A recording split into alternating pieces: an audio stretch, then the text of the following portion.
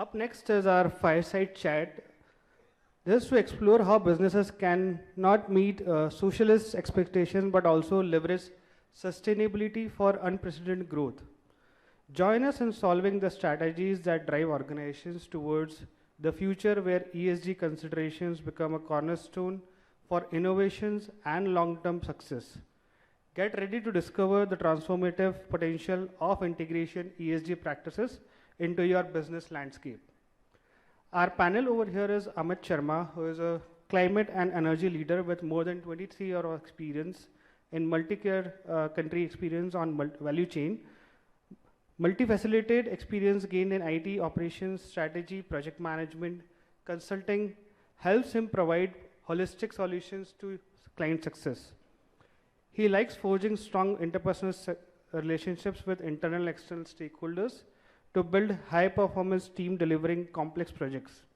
He is currently works as a delivery director within the climate and energy practice at PwC and works with government and private sectors clients in strategy development, business transformation, large program management, and energy transition and ESG. Our second panelist is Dr. Kanupriya Manchanda, who is a Vice President People at InfoBeans. Dr. Kanupriya is a dear friend and a dynamic HR professional with over 15 years experience, specialized in talent management, employee engagement, and ESG initiatives. As the youngest VP at InfoBeans, she played a crucial role in doubling the team size with more than 1,600 people. Kanupriya has garnered numerous awards, including Under 40 List of 40 by HRAI, receiving Women Achievers Award by HRAI in 2023, and being recognized among the top 35 young leaders by Great Managers Award. She has also received the People First Award in the 2022 and honored as Woman of Substance by INMO. Kanupriya is a key contributor to InfoBeans' success, actively shaping its culture and fostering an inclusive environment. I would like to welcome Amit Sharma and Dr. Kanupriya Manchanda to the stage. Thank you very much. It's a pleasure to be here. Thank you so much, Shobit. Vasudev Kutumbakam. The whole world is one family. It brings us a very strong purpose and our shared responsibility to giving back to the community.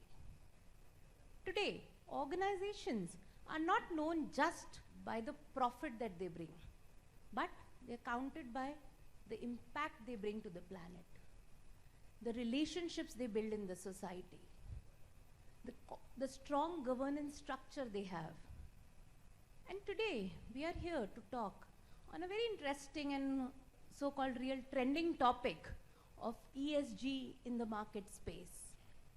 Let's understand, and Amit, I would like to ask you if you can throw some lights about introducing the concept of ESG and what could be some low-hanging fruits that we could start off as SMEs if we want to get into our journey of ESG. Thank you very much, Kanupriya, for this. First of all, thanks NASSCOM for the opportunity to introduce this topic to what I largely see as SMEs and entrepreneurs. Whilst ESG may not be very relevant to you today, I hope that it becomes relevant to you soon, which is a good sign that growing up in business, you're making big. Let me just briefly describe what ESG is. We call ESG as environment, social, and governance. What this is basically it's about making sure in your business decisions we integrate environmental and social factors. We have proper governance that makes sure that these environmental and social considerations come up front. Within environmental, we all know there are the effects we have on climate, the energy we use, the materials we use, the impact we have on our society. Within social, it's about the social capital, how we interact with our customers, how we interact with our society, how do we interact with our stakeholders, what do we do with our human capital? How do we interact with them? One of the most important things, I heard in some sessions saying, people are my business. How do we deal with them? What policies, what measures do we have? All of these things come under ambit of social. And then the governance aspect is the most important aspect. This binds both of these together. Without governance, you can have many policies and everything, it will not hold. Governance is all about making corporate behaviors, making good, sound corporate decisions. Now, all of this might sound very boring to you. I will promise this will become interesting, because a lot of this leads back into funding, leads into business, leads into customers. And that's where, as organizations, you need to start to think about them now. So the question I have is, why? Why would you want to do ESG? Why do you want to think about ESG? It's been a hot topic for the last 2 years, and it's become a nice to have for a lot of corporations. But slowly, it's changing from nice to have to be a license to operate. ESG reporting, so far, let's talk about in India, is restricted to top 1,000 top 1,000 companies. But starting 2025, they will also have to report on their suppliers and their ESG credentials. Now, all of us here in the room are either aiming to be the top company or to be a supplier or to make these companies our customers. Pretty soon, we'll start seeing RFPs that come across with, ESG qualification. We need to embed ESG thinking, ESG scoring, ESG policies in our business if we want to think big. What I'll do is, because the audience is around information technology and SME level, I've listed a few factors within each of these that you may want to think about.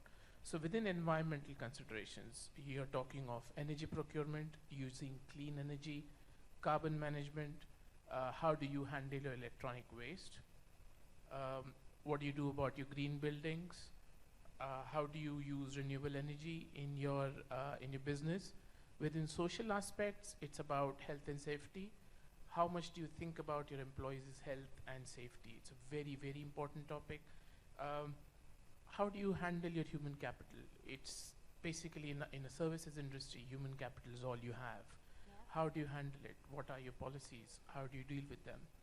Governance is common for all organizations, big or small. Your anti-bribery laws, you're doing things responsibly, having enough processes and procedures, around diversity, around making sure you've got a really broad-based talent in.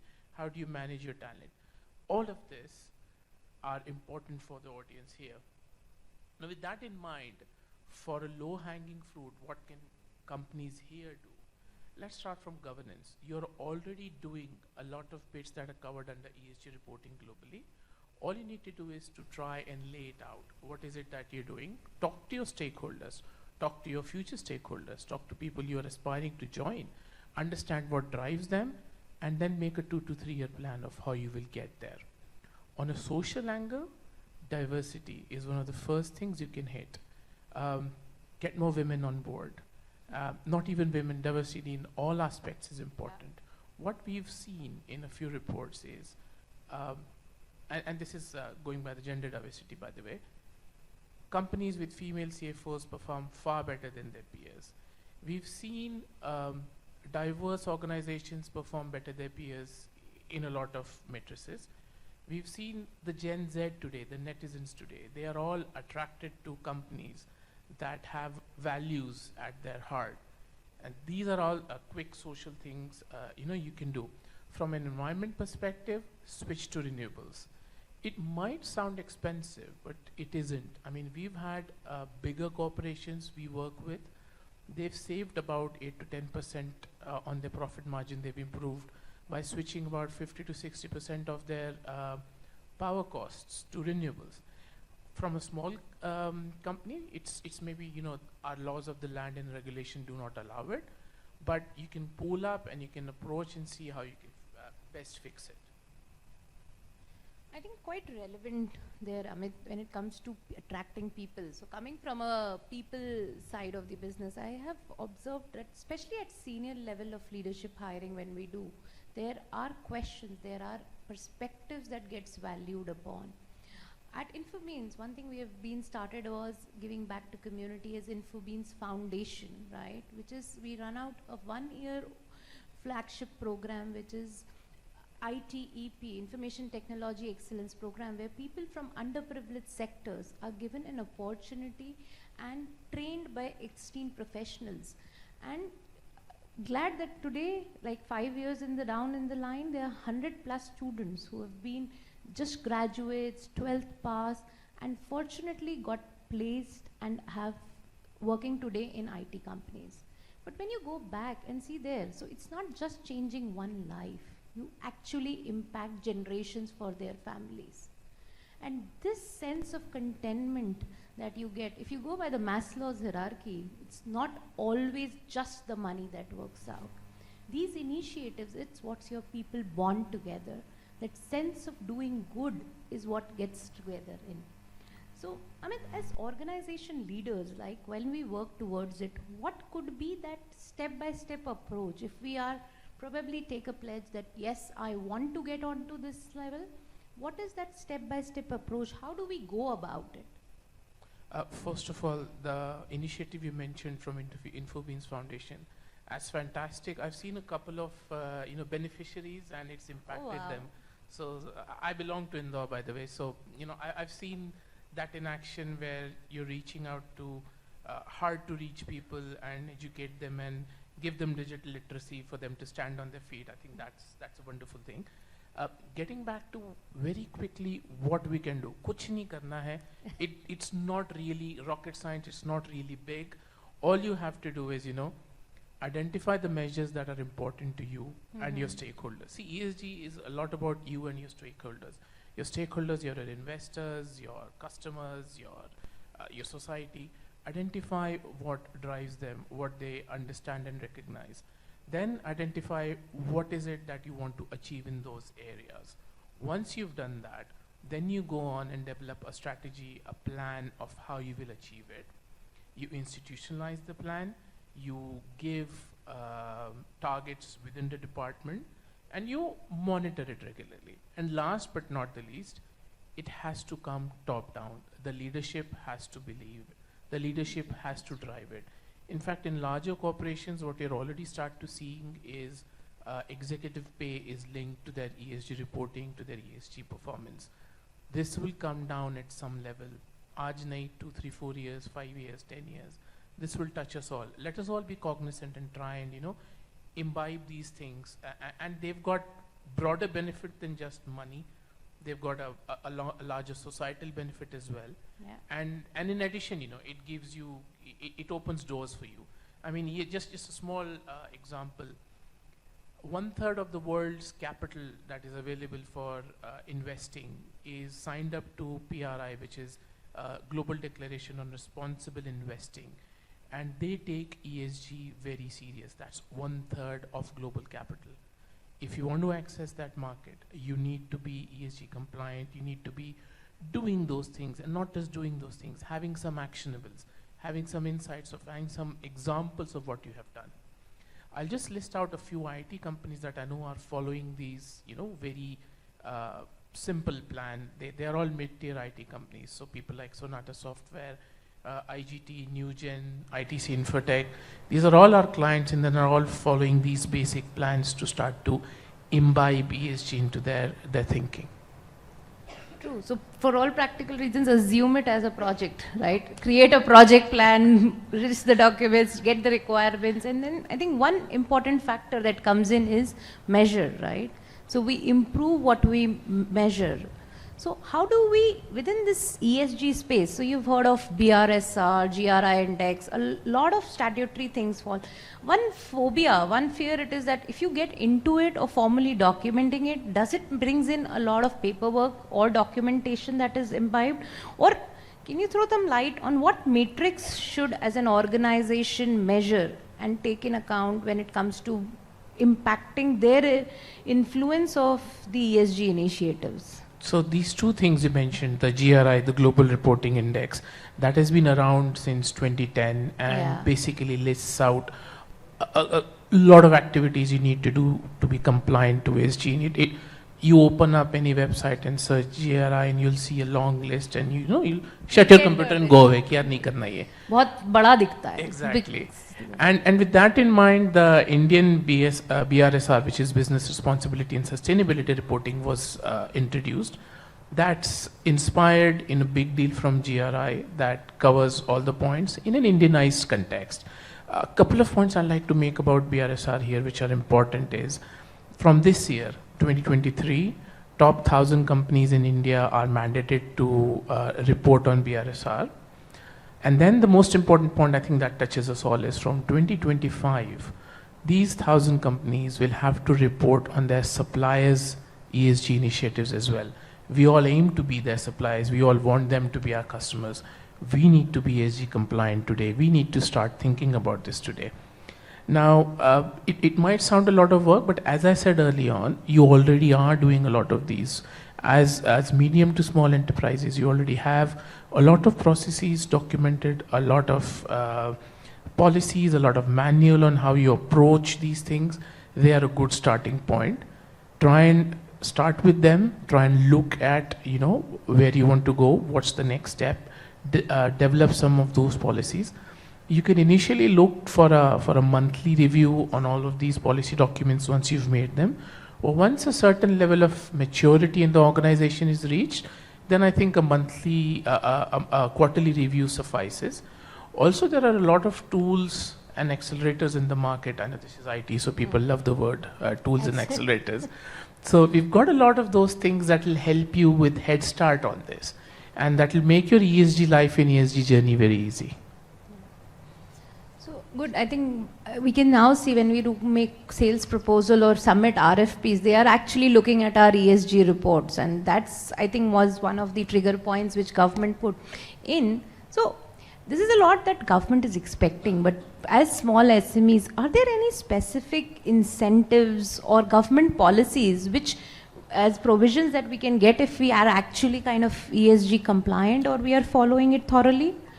And also to add, if you can say, probably as SMEs together, if we collaborate and come together under a bigger umbrella, would that make system more robust?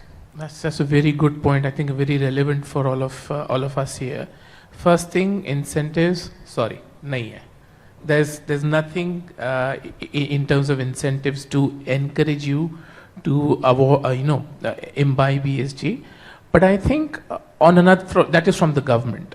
From a societal level, the power of change, the power of what you're doing back for the society.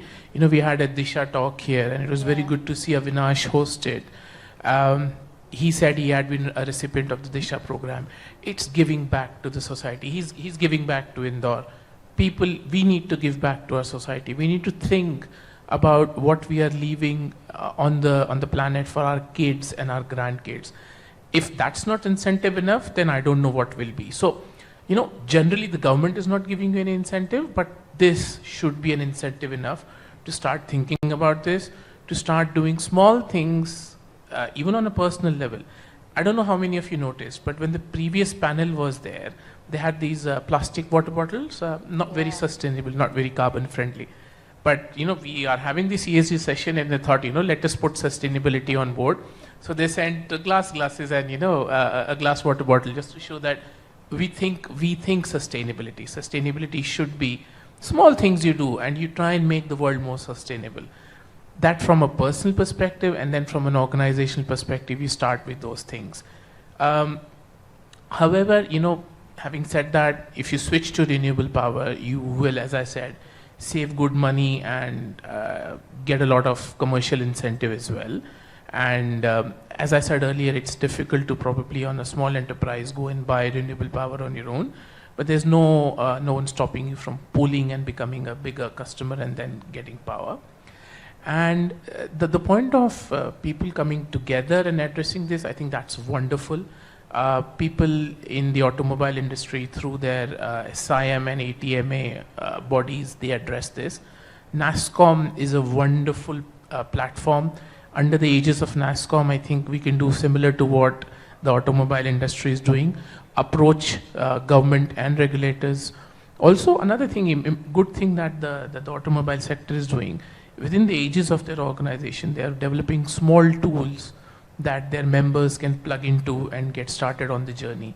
I think that's something that can be explored through this NASCOM type organization. Great. I think definitely so collaborate, and in NASCOM as such offers a lot of collaboration platforms where we can club together and bring in, and ESG is definitely related to believing in the greater good and the karmic cycle that comes to. So probably to sum up our session, Amit, let me put you on a hot seat and ask you some quick rapid fire questions where just act as a takeaways for our audience, and I request you to please keep your answers very short. Yes, I'll keep them down as well. There. So what could be that first step that SMEs should take to embed the ESG in their DNA? So first thing is speak to your stakeholders, understand what's important to them, do what you're doing now, develop a plan for what you want to do in the next 2-3 years, institutionalize it, and make sure it's communicated from the top down. Every organization needs to have their own ESG plan. One size would not fit all. Exactly. So what do you feel is the most impactful ESG initiative with the least financial involvement in it? It's also your most valuable asset, your employees. Work on your employees, work with your employees. I think whatever you do for them, you get multifolds in return. Okay. Any tip, one tip for the organization leaders to amplify their ESG effort? They need to walk the talk. They need to communicate it top down. That is the only way it gets bought in. So the people-centric focus again. Yeah. So what is needed in the culture of the organization to ensure that ESG is not just a checkbox, but a core value? It needs to be institutionalized. It needs to become part and parcel of our code of conduct. As I said earlier on, we are talking of big corporations. They are going to link executive pay with ESG. So make ESG part of everything. That is the way, we'll get around to this. Yeah. Cool. And the last one. So out of your recipe book, the signature dish of the ESG practice, what would that be? I think that would be net zero, where, it's achievable, where we make sure that we are not impacting the environment with carbon emissions due to our actions. That would be fantastic. Awesome. Thank you so much, Amit, and thank you so much, a lovely audience and the NASCOM team for giving us the opportunity to express our thoughts. Thank you. Thank you very much. Thank you, Kanupriya, for our session. Thank you. Thank you, Kanupriya and Amit, for giving us all the insights on ESG and how valuable it will be. I would like to request Mr. Kailash from NASCOM to felicitate Amit Sharma and Dr. Kanupriya.